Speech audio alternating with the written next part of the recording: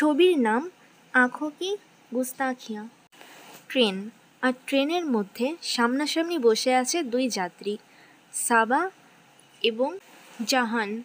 সাবার চোখে পটি পড়া, কালো পটি, আর তার সঙ্গে একজন ছিল যে ছিল তাকে ট্রেনে বসিয়ে আর্জেন্ট কাজে তাকে চলে যেতে হয়েছে। সাবার বাবা একজন প্রডিউসার, দিল্লিতে বাড়ি। সাবা একজন আর্টিস্ট এবং বলিউডে অভিনয় করতে চায়। সাবা যাচ্ছে মুসৌরিতে তার স্ক্রিন টেস্টের জন্যে।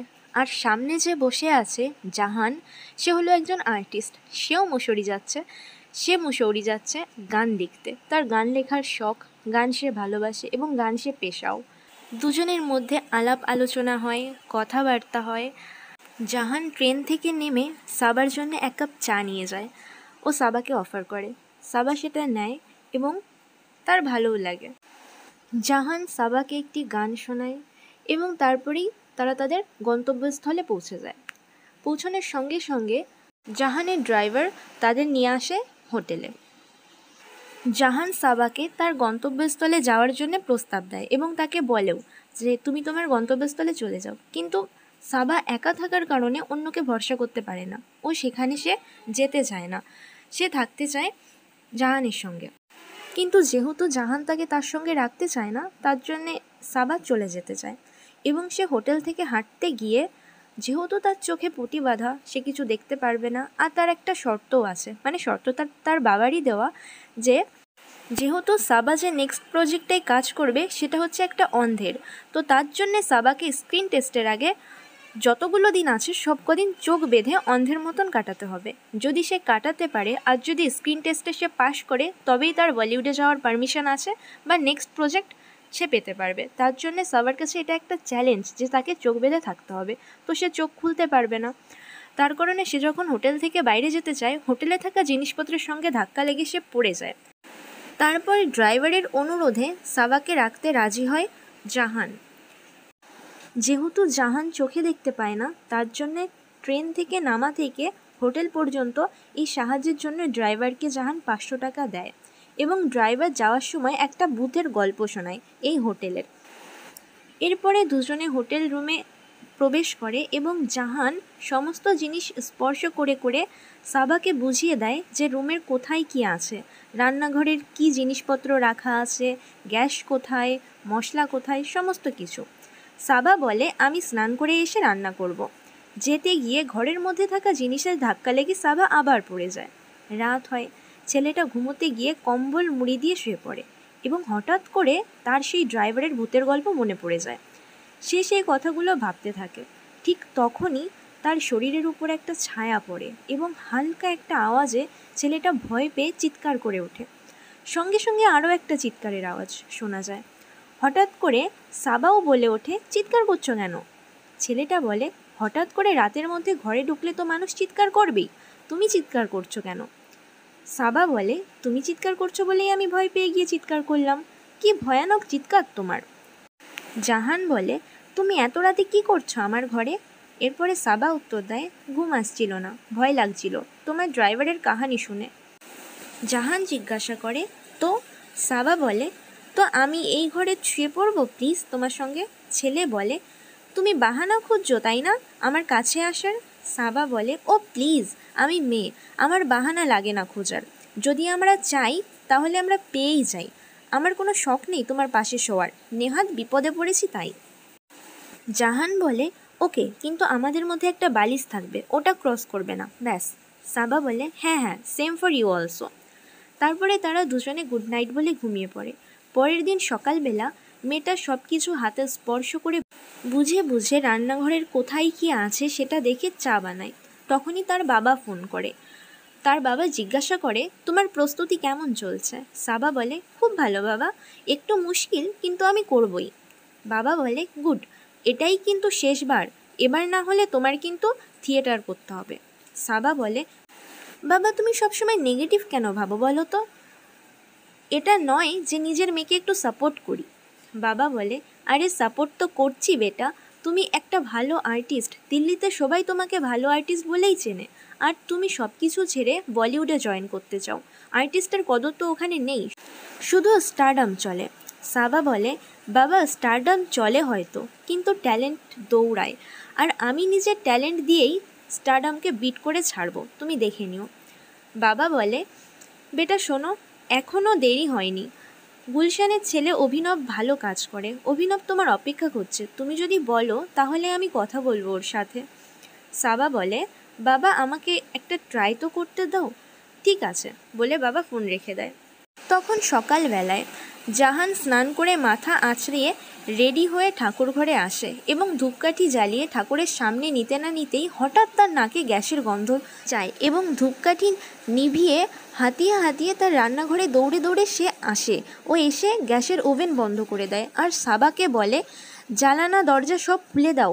তারা তড়িঘড়ি করে জানালা দরজা সব খুলে দেয় এবং সাবাকে বলে, এতক্ষণ ধরে গ্যাস লিক করছিল, তুমি বুঝতে পারোনি? সাবা বলে তার ঠান্ডা লেগেছে, সে কিছু গ্যাসের গন্ধ বুঝতেই পারেনি।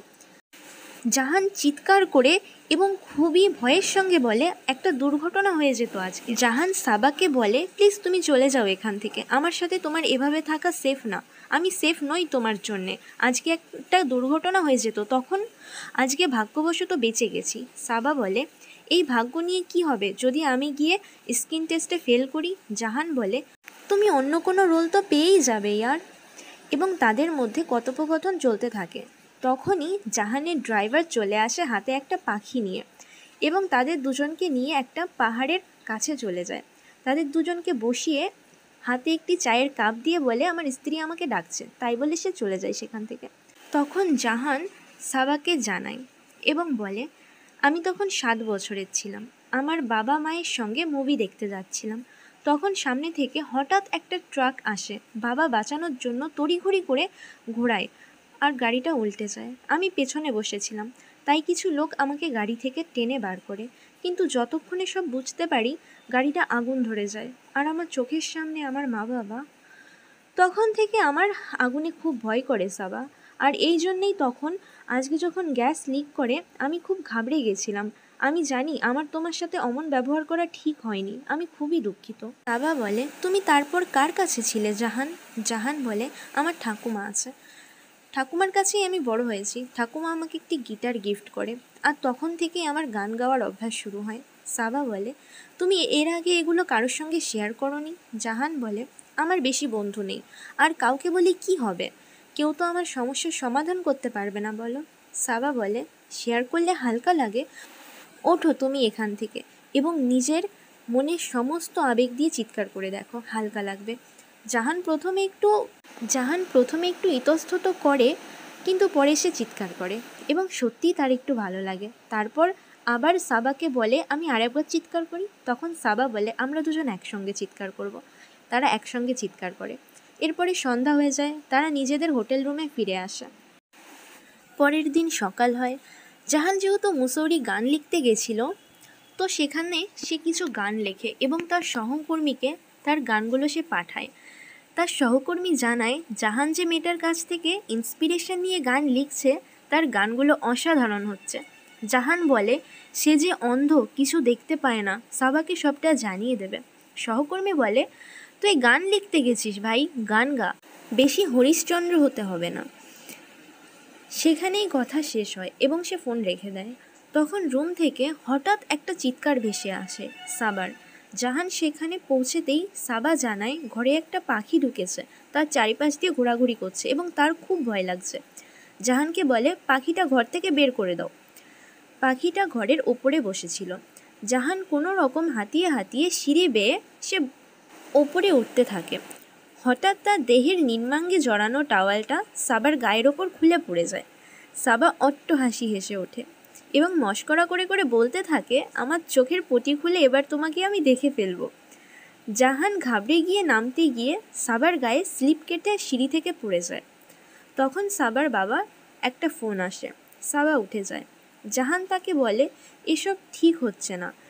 সাবা সেটাকে ডিফেন্ড করে বলে, আমরা দুজনই অ্যাডাল্ট। কিন্তু জাহান বলে যে এভাবে তোমার আমার সঙ্গে থাকাটা ঠিক হচ্ছে না।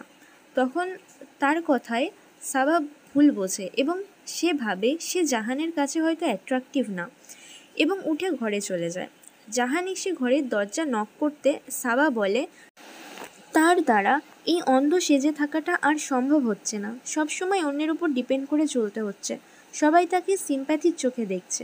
তখন জাহান বলে, আর তো একটা দিন, কাল তোমার স্ক্রিনিং টেস্ট হবে, এই অল্প সময়ের জন্য আর খুলো না। সাবা বলে, আমি পারছি না, খুলে ফেলবো। এই বলে দরজা খোলে আর নিজের চোখ বন্ধ করে জাহানের চোখে পটি পরিয়ে দেয় এবং একে অপরকে স্পর্শ করে। তাদের মধ্যে আলিঙ্গন হয়। জাহান একটা গান শোনায় সাবাকে।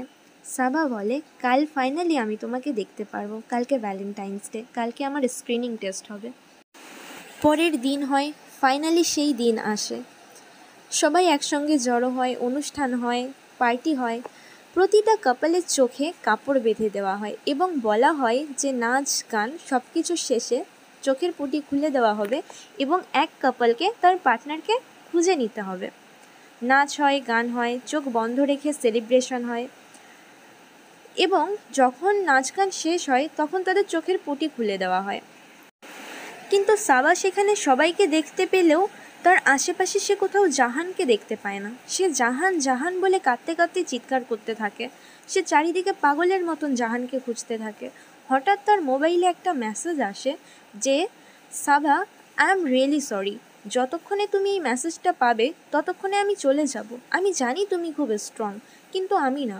হয়তো তোমার সব সত্যি শোনার ক্ষমতা আছে, কিন্তু আমার সব সত্যি বলার ক্ষমতা নেই। এই বলে জাহান সেখান থেকে চলে যায় আর সাবা তাকে কাঁদতে কাঁদতে খুঁজতেই থাকে। এর বাকিটা শুনবো আমরা পরের পার্টে।